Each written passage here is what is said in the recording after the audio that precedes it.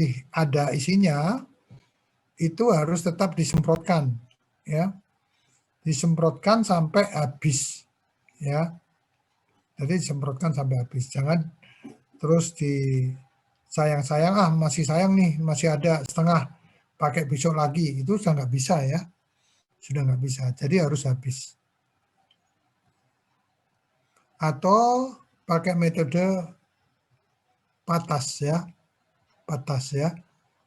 P-nya adalah pull atau tarik, terus tekan ke atas, ya, terus dites dulu aparnya, ya, sebelum dibawa ke titik api, ya, menuju titik api, aparnya itu dites dulu di tempat dia penyimpanan apar dengan cara apa? Dicabut ininya, segelnya atau pinnya, cabut selangnya, diarahkan ke atas, ya, terus tekan handle-nya tadi sedikit aja sampai berbunyi ya, sampai berbunyi ces gitu, terus baru dibawa ke tempat titik api, arahkan, ya, arahkan, terus tekan nonselnya, ya, baru diswabkan, disapukan, ya, itu metode patas ya, PPTAS ya. Dan Anda harus paham juga bahwa masing-masing apar tadi itu ada ratingnya, ya. Contohnya misalnya kelas spesifikasi A ada rating 1A, ya, 2A, 3A, 4A dan sebagainya. Ya, begitu juga dengan B, 1B, 2B, 5B dan sebagainya. Nah, rating-rating ini menunjukkan dia pada lokasi yang potensi kebakarnya tinggi maupun potensi kebakarannya rendah. Ya. Semakin angkanya besar, dia sangat peka, biasanya ditempatkan pada lokasi dengan potensi kebakaran tinggi, ya. Sering banyak api digunakan, tempat pengelasan gitu ya. Di situ ya, tempat pembakaran logam dan sebagainya itu yang sehari-hari ada api di situ ya, itu tempatkan rating yang tinggi.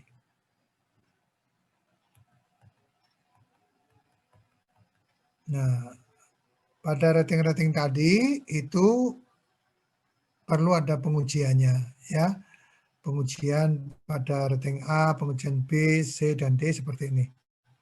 Kalau A itu cukup diuji dengan tumpukan kayu yang dibakar selama 10 menit.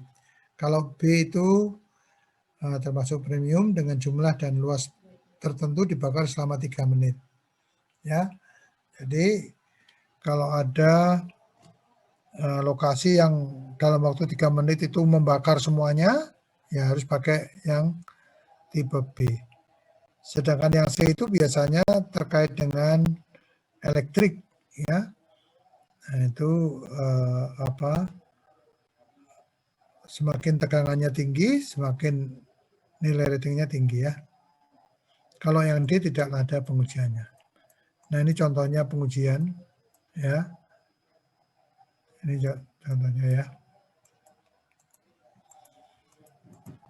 Nah, tabel ini Anda gunakan untuk menghitung jumlah kebutuhan apar.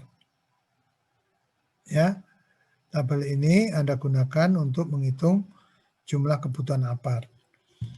Ya, misalnya Anda gunakan rating A, ya, semua alat apar itu ditempatkan dengan jarak masing-masing 75 feet, ya, atau sekitar 21 meter sampai 25 meter nih, ya, 75 feet. Jadi Anda nanti kalau menempatkan apar di lokasi itu paling tidak sebesar 75 feet ini. Dengan 75 feet ini, Ya, misalnya untuk rating 40A ya, misalnya yang paling bawah.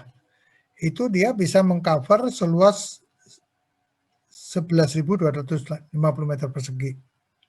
Ya. Atau 11.000 bukan meter persegi ya, square feet ya. Square feet. Nanti Anda jadikan meter persegi. Ya. Saya harapkan Anda sudah bisa ya dari square feet menjadi meter persegi ya. Tapi kalau ya ini yang biru itu untuk lokasi yang tidak berpotensi risiko tinggi ya. Ini ya. Sedangkan yang kuning itu yang sedang, yang merah itu yang berat ya. Jadi mengcovernya kebetulan aja kalau untuk yang tipe paling bawah ini, paling besar ini dia tetap ya dengan luasan yang sama. Baik yang ringan maupun yang berat. Berbeda dengan kelas-kelas yang di atasnya itu berbeda. Ya, yang sama itu kelas 20A sampai ke atas. Nah, sekarang Anda juga harus tahu betul bagaimana cara memadamkan api. Tadi di awal saya sudah sampaikan ya, Anda bisa memadamkan api kalau kenal api. Ya, secara umum tadi saya sampaikan bahwa untuk apinya padam itu salah satu unsurnya itu ya kita pisahkan atau kita turunkan panasnya ya. Nah, pemadaman api yang pertama ya itu adalah sistem starving. Starving itu memisahkan material-materialnya. Coba Anda membakar kertas gitu ya. Anda membakar kertas ya. Yang kertas belum terbakar tuh Anda sisihkan. Yang terbakar hanya selembar. Maka setelah selembar terbakar, apinya dengan sendirinya akan mati karena udah nggak ada yang lagi yang dibakar. Ya. Jadi starving itu memisahkan.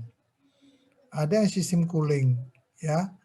Cooling itu memadamkan, mendinginkan. Tadi udah ada tahu itunya, contohnya didinginkan dengan air, ya, misalnya ya, itu apinya akan mati. Atau dilution. Dilution itu gabungan ya antara bahan bakar dan udara dipisahkan, ya,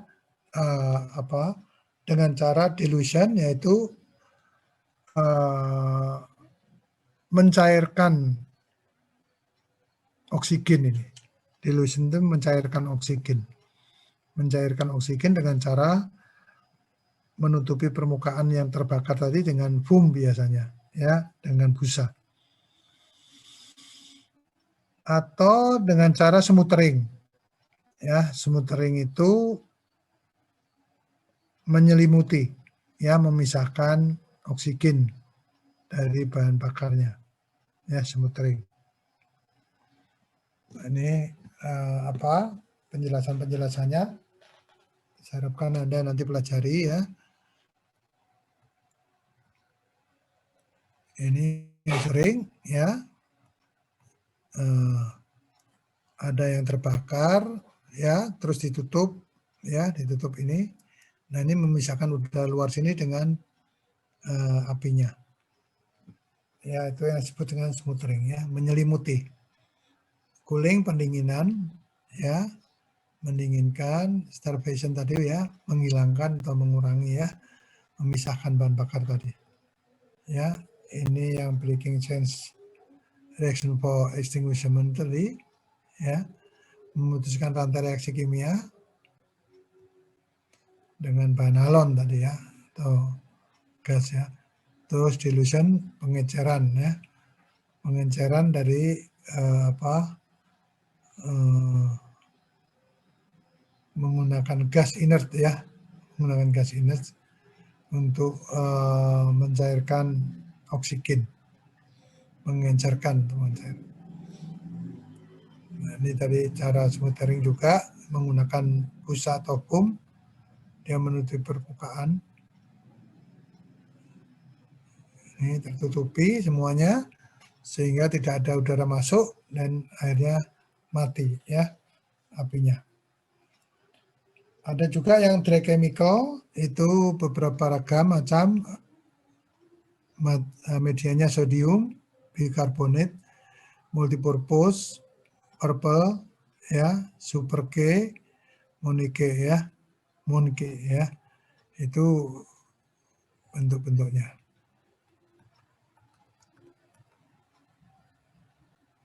Sifat umum dari dry chemical, powder tidak mengantarkan arus listrik, tapi dia meninggalkan bekas ya, bekasnya jadi hitam-hitam. Terus kerapatan tabungnya harus diperhatikan, jangan sampai terjadi kelembaban, ya dia nanti merusak ya daripada medianya. Terus dry chemical mempunyai ukuran tepung berkisar antara 70 hingga 75 mikron. Dalam penanggulangan bahaya kebakaran, itu dikenal tahapannya, yaitu tindakan preventif, tindakan represif, dan tindakan rehabilitatif. Itu yang di awal tadi sudah saya sampaikan ya. 3 tahapan ini yang Anda nanti harus susun bagaimana menggunakan menyusun emergency planning tadi, rencana tanggap darurat. Tindakan preventif antara lain tindakan yang dilakukan sebelum terjadi kebakaran dengan maksud menekan atau mengurangi faktor yang dapat menyebabkan timbulnya kebakaran. Ya, ini preventif itu artinya apa? Melakukan pencegahan ya. Ya, ini contoh-contohnya ya. Nanti ini Anda gunakan untuk membuat itu tadi tugas emergency planning ya. Nah, yang ada di sini tolong Anda lengkapi ya, Anda catat ya. Saat preventif itu pertama harus dibentuk tim. Harus dibentuk tim penanggulangan tanggap darurat. Ya. Harus bentuk tim penanggulangan tanggap darurat. Jadi di situ nanti ada organisasi tanggap daruratnya sendiri, ya. Ada tanggung jawabnya, ya, organisasi. Silakan Anda nanti bisa searching di internet banyak sekali bentuk tim dan tugasnya. Jadi ada ketua tim tanggap darurat, ada ketua tim pemadaman kebakaran tadi ya, salah satunya tadi adalah fire warden ya. Ada tim evakuasi, salah satunya adalah floor warden tadi ya. Terus ada bagian humas. Jadi informasi yang keluar dari proyek karena kebakaran tidak boleh semua orang ngomong ya. Yang ngomong harus humasnya. Kenapa? Supaya tidak tumpang tindih informasi. Jadi yang keluar informasi dari proyek itu melalui humasnya. Terus apalagi timnya? Ada tim keamanan, melibatkan security, ya. Nah itu organisasi. Kalau organisasinya sudah ada, ya, Anda tambahkan yang ini nanti ya. Membuat skenario tanggap darurat. Ya. Kalau bangunannya sampai 10 lantai, bahkan sampai 50 lantai, skenario-nya kalau kebakaran di lantai 10 bagaimana? Skenario-nya kalau kebakaran di lantai 20 bagaimana? Skenario-nya kalau kejadiannya di lantai paling atas bagaimana? Nah, itu dibuat skenario-nya. Ya. Jadi tidak hanya kebakaran, skenario-nya itu untuk seluruh kondisi tanggap darurat. Kalau terjadi gempa bumi, skenario-nya bagaimana? Ya. Kalau terjadi tsunami, skenario-nya bagaimana? Ya. Itu Anda harus paham semua. Setelah ada skenario-nya, ya dilengkapi lagi dengan pengadaan sarana prasarana. Ya, ini di sini sudah tertulis semuanya. Pengadaan sarana prasarananya. Ya. Nah, kalau pengadaan sarana prasarana sudah siap, barulah dilakukan kegiatan penyuluhan dan pelatihan secara berkala. Di sini udah ada, ya. Jadi harus dilatih bagaimana kalau terjadi kebakaran di lantai 30, ya disimulasikan, jangan dibakar betul ya. Terus di situ pekerjanya harus bagaimana cara mengevakuasi diri, lompat dari lantai 30 kah? Ya, kalau lompat mati nanti ya. Nah, bagaimana cara melakukan evakuasi? Ya, nah itu disimulasikan semuanya. Oke, masih kurang ya tentunya ya. Bagaimana kalau ada korban? Ya, evakuasi diri, panik, desek-desekan, jatuh, ya, keinjek-injek temannya. Bahkan yang ada yang jatuh lompat dari lantai juga, ya. Nah, apa yang harus dilengkapi? Yaitu harus ada tim namanya tim P3K, ya. Jadi Anda dulu kalau di SLA ada pelatihan PMR, ini menjadi ya modal di sini ya. Jadi ada pelatihan P3K, ya bagaimana mengatasi korban. Ya, jadi pertama dilengkapi dengan pembentukan tim P3K. Selanjutnya yang harus dilakukan lagi, bagaimana kalau korban itu harus dibawa ke rumah sakit? Ya, maka harus ada MOU sebelumnya. Pada tahapan preventif ini harus sudah ada MOU buat kerjasama dengan rumah sakit, dengan kepolisian, dengan tim damkar, bila perlu dengan PMI, ya, itu buat MOU-nya supaya tidak ada masalah di belakang hari. Selanjutnya apalagi? Buat kerjasama dengan polisi, ya, untuk pengamanan. Buat MOU dengan damkar, ya. Kalau apinya membesar, sehingga damkar itu sudah ada MOU-nya. Begitu ya. Nah, itu pada kondisi preventif. Nanti ada buat tugasnya itu. Baik, kita lanjutkan. Sekarang pada kondisi represif. Pada kondisi represif ini terjadilah kebakaran di situ. Terjadi kebakaran di lantai 20, di lantai basement, ya, dan sebagainya. Apa yang harus dilakukan tindakan represif ini?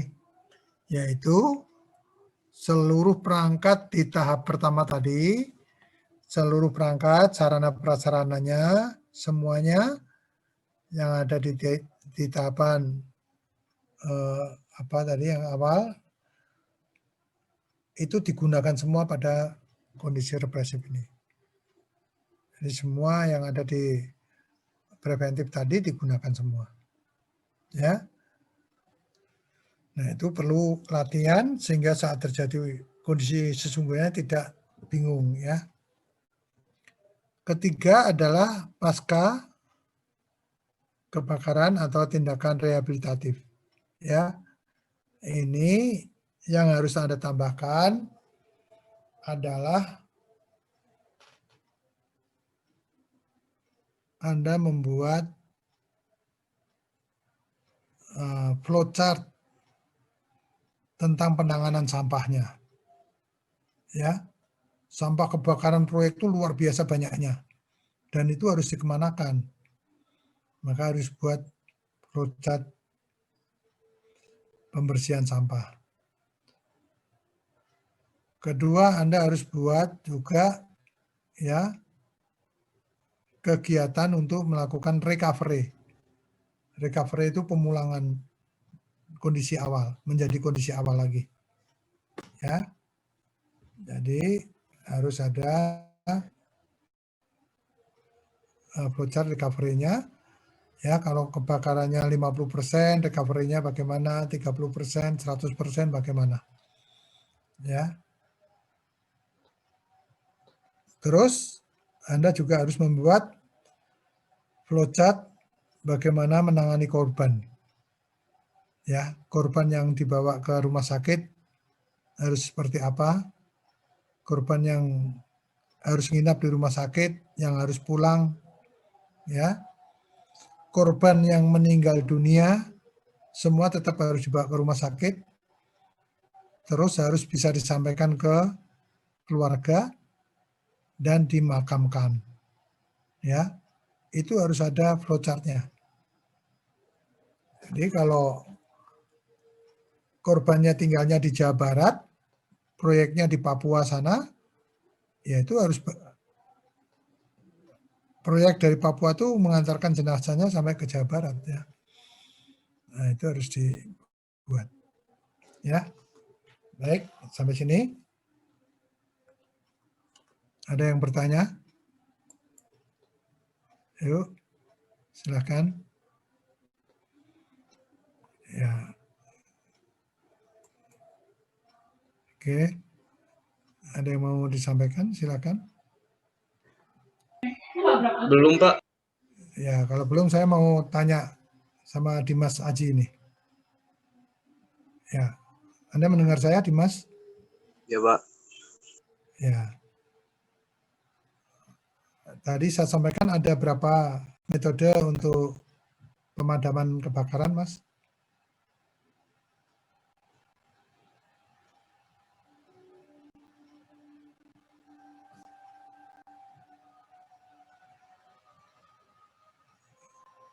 Tahu nggak?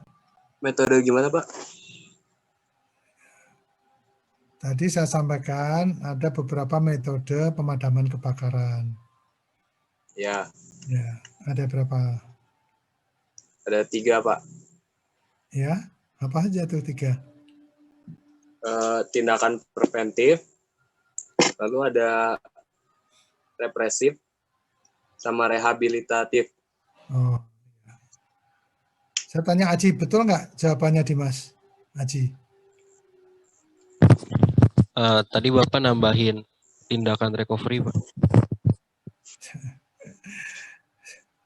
Saya tanya Angelin tuh, jawaban kedua teman kamu betul apa salah? Betul, Pak. Wah, nah ini pada nggak nyemak semua nih. Coba, Sakila mendengar saya nggak? Ya, Pak. Kenapa, Pak? Ini sepertinya teman-teman Anda di depan komputer tapi nggak memperhatikan ya. Coba, Sakila tahu apa pertanyaan saya nggak? Metode memadamkan api. Iya. Ada berapa cara? Dan menggunakan apar atau gimana, Pak? Iya, memadamkan api kan mesti pakai apar kan? Jadi cara memadamkan api tadi metodenya ada berapa? Coba siapa yang bisa jawab? Ini kok ada di depan komputer tapi pada kemana ya? Ada 2 bukan, Pak? Yang CATS sama PPTASS. Coba. Gimana? Coba yang catat tadi ada yang jawabannya lain nggak? Ini Pak, starving, cooling, dilution, Ya. sama smothering. Coba ulang lagi Mas. Metode pemadaman api tadi. Pertama apa? Yang pertama itu ada starving, yaitu memisahkan. Ya. Kedua cooling, mendinginkan. Ketiga dilution, mencairkan. Keempat smothering, menyelimuti. Iya. Ya, itu jawaban Doni itu yang betul tuh. Jadi jangan hanya di depan komputer tapi pemikirannya kemana-mana. Saya ngomong terus Anda nggak ngerti, ya sayang kan, sia-sia kan. Oke, ya. Baik, itu tadi adalah metodenya. Ya. Sedangkan yang disebut preventif, ya, sampai ke rehabilitatif tadi, itu apa artinya? Itu kegiatan apa?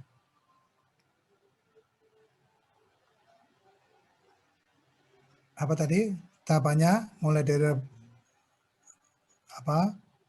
Preventif, terus represif, terus rehabilitatif. Itu apa itu? Penanggulangan bahaya kebakaran, Pak. Iya. Itu penanggulangan kebakaran itu dibuat dalam emergency planning, ya, yang tertuang di dalam emergency planning, ya. Tadi sudah saya katakan pada preventif itu adalah pra terjadinya kebakaran,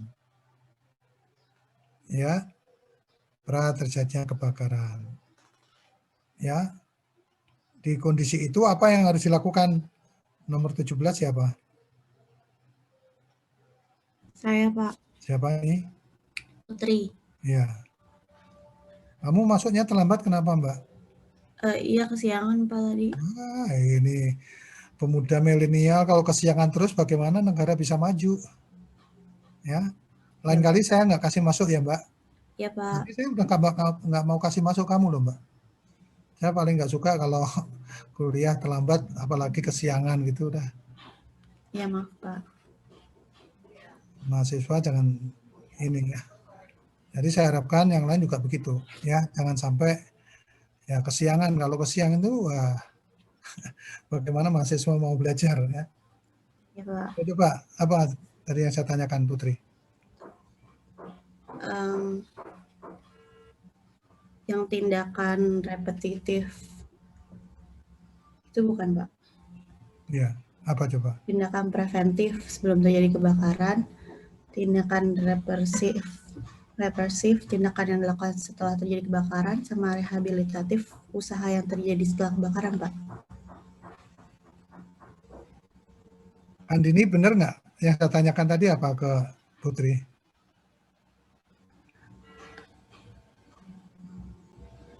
Yang saya tanyakan Putri. Yang preventif ya, Pak?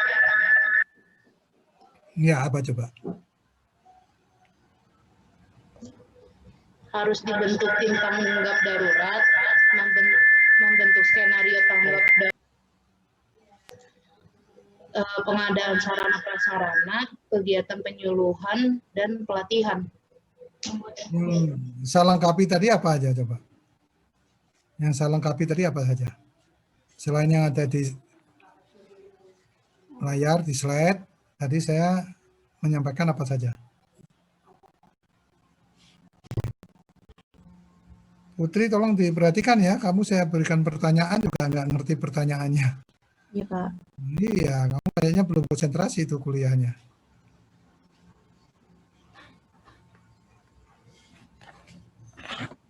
Sofia, coba bisa nggak? Nomor 23, Sofia.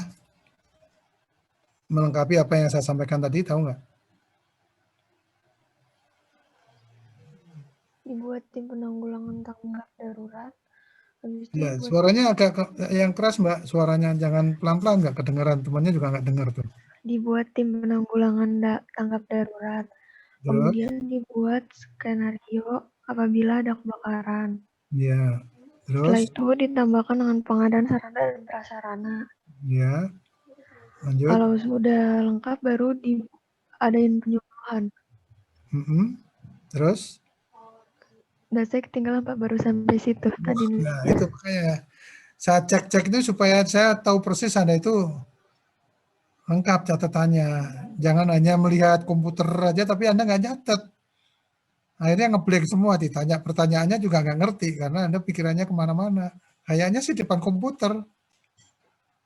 Coba Claudia nomor 9. Apa Mbak? Dilengkapi Mbak. Saya ketinggalan juga, Pak. Nah, ya kan, ketinggalan semua. Gimana kalau ketinggalan rame-rame? Anissa ketinggalan juga nggak Anissa?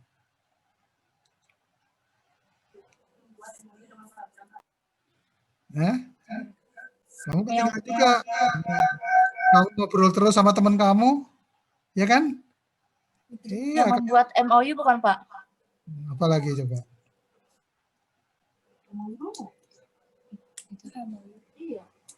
Ya, kamu ngobrol terus, jadi nggak perhatiin apa yang saya sampaikan. Desi coba Desi.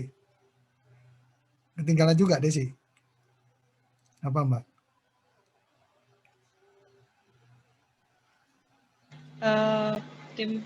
Membentuk tim penanggulangan darurat, terus mengadakan penyuluhan, terus membuat skenario kebakaran, pengadaan sarana prasarana, terus mengadakan latihan. Terus apa lagi? Udah. Iya, Ketinggalan lagi juga. sampai latihan kan, Pak? Ya terus apa lagi? Coba Doni. Membuat flowchart itu, Pak. Bentar, Pak. Yang membuat. Oh, apa kamu Don? Yang pertama tuh harus dibentuk tim penanggulangan tanggap darurat. Kedua membuat skenario tanggap darurat. 3 tuh yang melengkapi sarana dan prasarana. Keempat penyuluhan. Kelima kalau udah tuh harus ada tim P3K. Terakhir harus ada MOU dengan pihak rumah sakit, kepolisian dan tim damkar.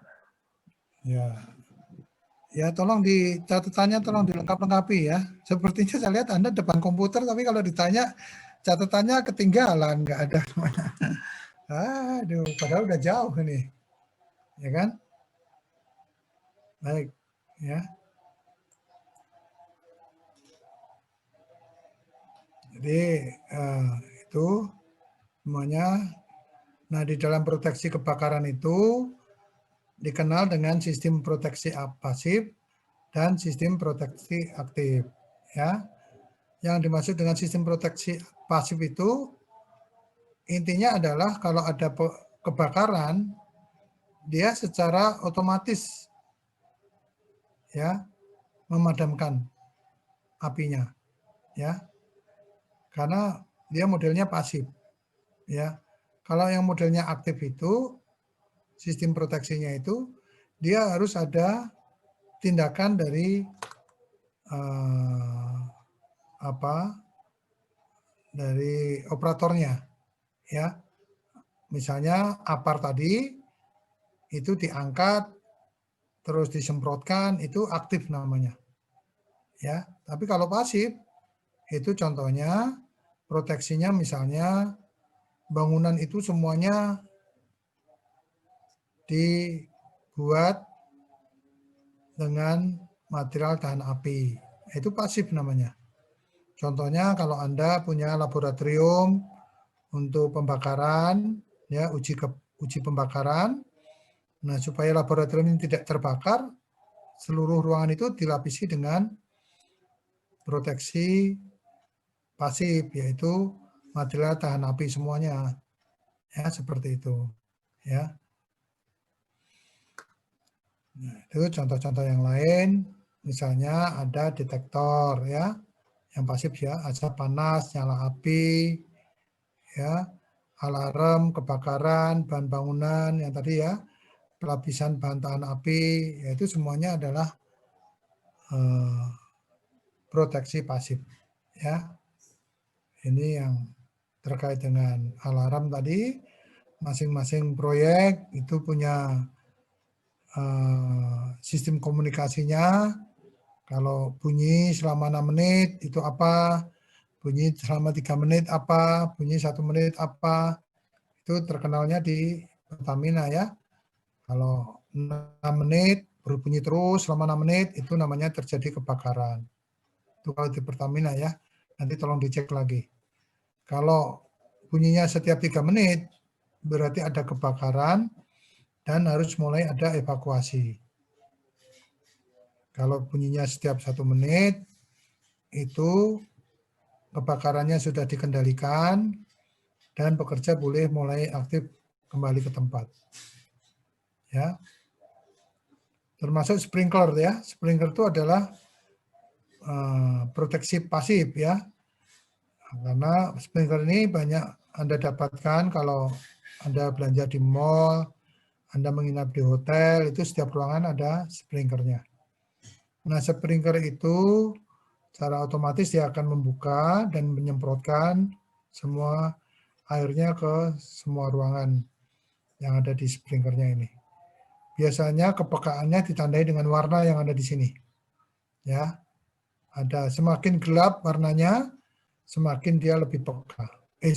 Semakin kepekaannya kurang. Artinya dengan panas tinggi ya yang rendah ya, dengan batas tertentu dia bisa membuka.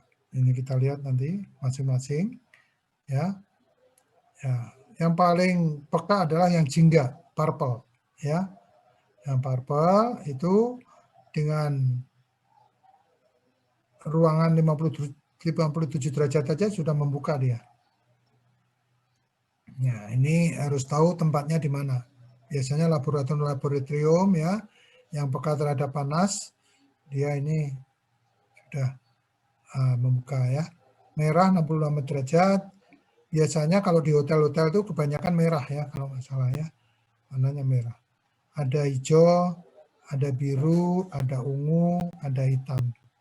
Ya, hitam ini panasnya kalau sudah mencapai 240 derajat Celcius baru bekerja.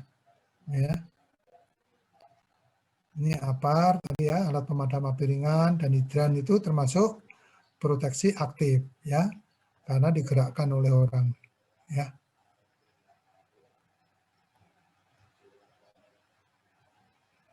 Ya, ini ada alat pemadam yang lain ya. Ya, ada warna kuning, warna hijau, warna merah, warna hitam. Itu semua ada di NFPA ya.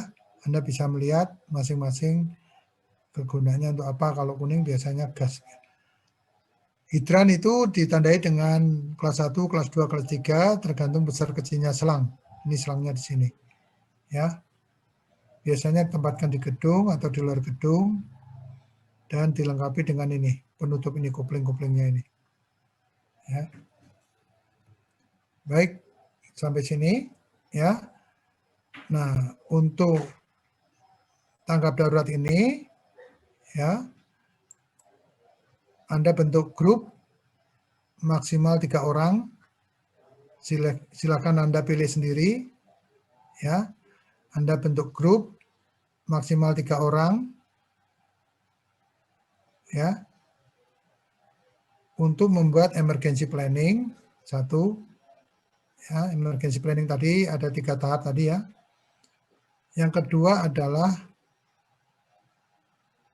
membuat simulasi tanggap evakuasi. Ya, membuat simulasi evakuasi. Silakan apakah sendiri boleh ya. Apakah Anda mencari dari media lain, silakan. Ya. Jadi evakuasi diri itu mengevakuasi pekerja dari tempat kebakaran sampai ke titik kumpul. Artinya yang harus disiapkan adalah adanya jalur evakuasi dan tempat titik kumpul. Ya. Nah, silakan itu dicari, Anda berbagi dengan teman-temannya. Saya sudah merekap tugas-tugas Anda, ternyata ada yang belum mengumpulkan tugas sama sekali, ya, tapi juga ada yang sudah banyak mengumpulkan tugas. Ini waktunya tinggal sedikit, Januari kita sudah UAS, ujian akhir ya, UAS ya. Ya, seminggu sebelum ujian saya harapkan semua tugas sudah dikumpulkan. Ya, termasuk tugas besar kemarin apa? Membuat tugas besarnya apa kemarin? Membuat animasi, Pak. Safety induction ya. Tugas besarnya itu kan di awal udah saya sampaikan apa coba di kuliah awal tuh. Berarti belum ada yang buat ini tugas besarnya. Waktunya tinggal berapa minggu lagi. Tugas besar selalu saya berikan di awal kuliah. Apa coba? Udah pada lupa. Ya. Tugas besar itu kan Anda membentuk kelompok 5 orang. Ya kan? Sudah saya sampaikan. Membentuk kelompok 5 orang untuk membuat RKK, menyusun RKK. Ya kan? Biasanya kalau kita tatap muka, RKK itu nanti dipresentasikan. Ya. Nah, kita kalau ada waktu nanti RKK-nya bisa juga kita presentasikan melalui Zoom kelas ini nanti. Ya. Nah, ini kalau saya lihat ke rupa-rupanya Anda juga belum bentuk grupnya nih. Belum membuat RKK. Sudah kok, Pak. Ya? Sudah kok, Pak. Iya kok ditanya tadi kok enggak. Tadi beberapa udah kumpul kok, Pak. Udah. Iya, Pak. Bapak bisa cek di email aja, Pak. Ya, tadi sudah saya katakan ada yang sudah mengumpulkan, ada yang belum. RKK itu lengkap ya, RKK ya. RKK itu ada berapa elemen, ada berapa kriteria. Masih ingat nggak?